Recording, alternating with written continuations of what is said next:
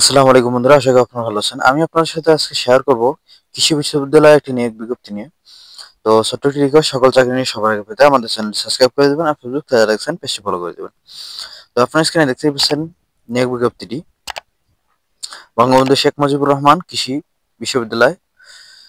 এখানে বেশ কিছু পদে জনবল নিয়োগ করা হবে। প্রথম পদটি হলো প্রধান শিক্ষক, শূন্য পদ এমপিভুক্ত, বেতন 29,000 থেকে 53,410 টাকা, পদ সংখ্যা একটি, শিক্ষাগত যোগ্যতা স্নাতক বা ডিগ্রি। 2 নম্বর পদটি কম্পিউটার ল্যাব অপারেটর,